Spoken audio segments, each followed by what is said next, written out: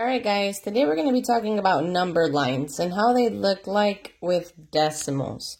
So, you've known number lines to pretty much look like this. Start with a 0. Awesome. And the next whole number would be a 1.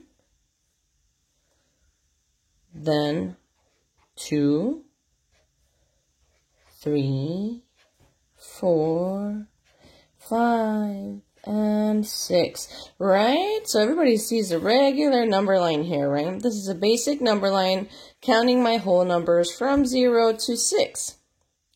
So when it comes to decimals, we are now looking into what is between this whole number here. So now I'm looking within this part right here. So if this is 0, starts at 0, it jumps over to 1 whole.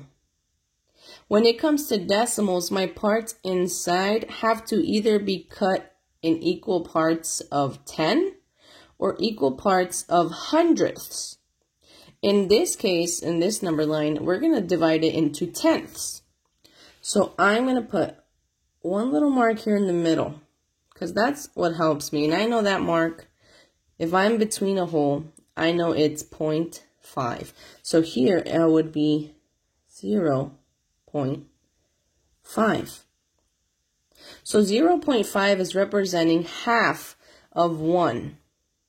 So if I jumped over this side and I put a line in the middle, over here it was 0.5 because it hadn't gotten to the 1 hole. But on this one, it already passed the 1 hole, so now it's 1 and 5/10. So what would the next one be?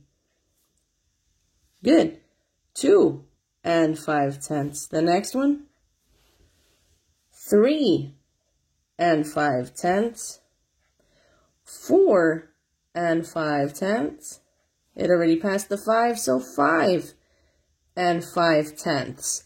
And remember, that 5/10, 0.5, is representing half between the 5 and the 6. So that would be 5 and 5/10.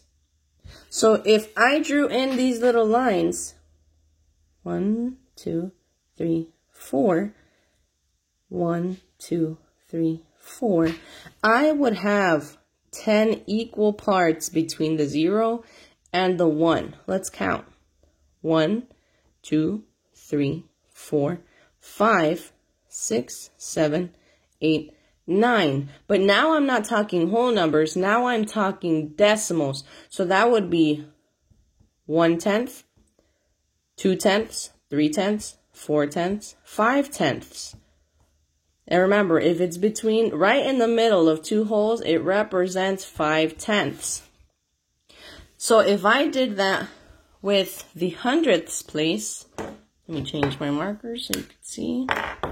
So now I want to show a number line that's representing hundredths. So I'm going to do it the same way.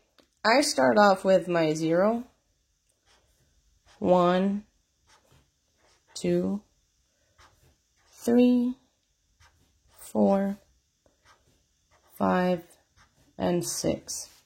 So these are my whole numbers. Now I'm going to cut it into hundredths.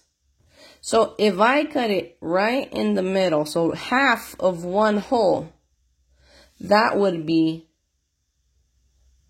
50 hundredths. So 0 and 50 hundredths, because right in the middle is 50 hundredths. And we already talked about how 50 hundredths is equivalent to 5/10. So here, it would be as if from the 0 to the 1, if I cut it all right here into 100 tiny little pieces. So that's if I come in here and I draw a bunch of tiny little dot lines like this, and it's representing 100 of them. Because in this number line, we're talking hundredths. So what if I went over in this half?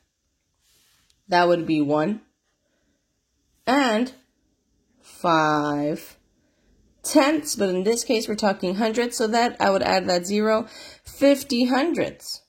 So I passed the 1, so I have a 1 in the whole number here. 1 and 50 hundredths. So what if I get to the middle of 2? Good, I have 2 and 50 hundredths. The middle of 3. 3 and 50 hundredths. The middle of 4. 4 and 50 hundredths. The middle of 5. 5 and 50 hundredths. And if it were to keep going, the same pattern would happen over and over and over. So let's say the question asked, I want to figure out what this point is representing right here.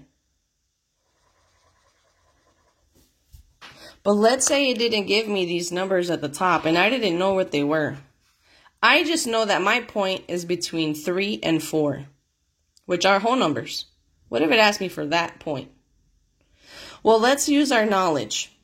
I know right in the middle of 3 is 3.5 or 3.5.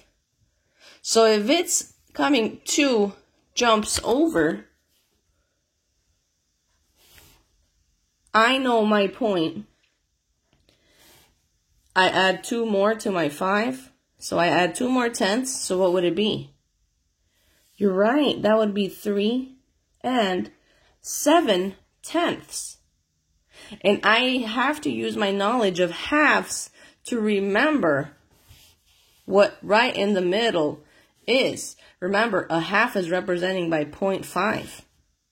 So let's say down here at the bottom, they said, well, what is this point right here?